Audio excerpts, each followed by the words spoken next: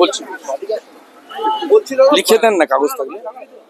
দাদা, পশ্চিমবঙ্গের 2 বিধানসভার লিস্টে জঙ্গির নাম, মানে ভোটার লিস্টে জঙ্গির নাম। জঙ্গিদের সরকার তো,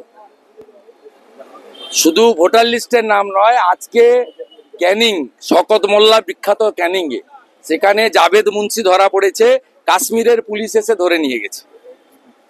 কাশ্মীরের পুলিশ কাশ্মীর সরকারের নয়, ওটা গভর্নরের আন্ডারে। কাশ্মীরের পুলিশ এসে পাকিস্তানি জঙ্গিকে আজকে ধরেছে ক্যানিং থেকে, যে ক্যানিং এ সব ভোট তৃণমূল নেয় বা পায়। যেমন জেঠথানে গত লোকসভা ভোটে যেখানে লুট করলো ভোট, সেখানে 2টা ভোট সিপিএম পেয়েছে, বাকি সব ভোট তৃণমূল পেয়েছে। ওখানে আরেক জঙ্গি আয়ুব, গোটা রাজ্যটাই জঙ্গিদের হাতে, গোটা রাজ্যটাই জঙ্গিদের হাতে। এখানে পরিচয়পত্র বানিয়ে কি বড় ধরনের নাশকতার কোনো ছক ছিল? এরা ভোট দেয় তো। আমরা 2,33,27,000 ভোট পেয়েছি, সবটা হিন্দুদের ভোট এবং জনজাতিদের ভোট।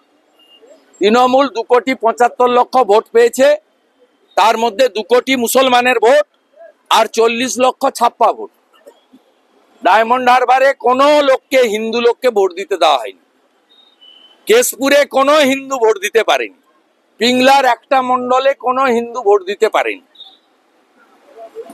জেঠথানে একটা বুথে 727 তৃণমূল, 2 সিপিএম আর বিজেপি 0।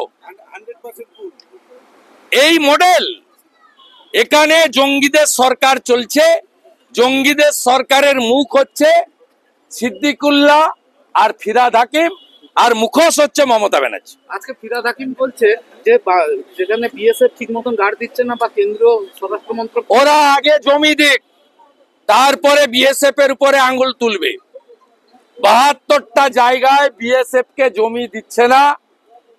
মোট বাংলাদেশ ভারতের বর্ডার হচ্ছে 4000 কিলোমিটার, তার মধ্যে মেঘালয়, ত্রিপুরা, আসাম বাদ দিলে পশ্চিমবঙ্গে হচ্ছে 2200 কিলোমিটার।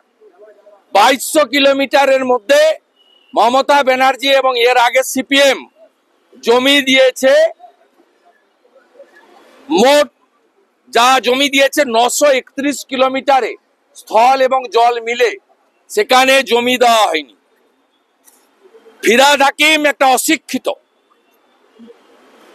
ফিরহাদ হাকিম আগে জমি যা চেয়েছে ভারত সরকার দিয়ে দিক, তারপরে বিএসএফ যদি কাঁটাতার দিতে না পারে, অনুপ্রবেশ আটকাতে না পারে, তখন কথা আওয়াজ তুলবেন, আমরাও সঙ্গ দেব। আমরা কেউ ভুল করলে তাকে গার্ড করি না। আমি নিজেই বলেছি যে আরজি করের কেসে বেলেবল সেকশনে চার্জশিট হতো, সিবিআই চাইলে দিতে পারত।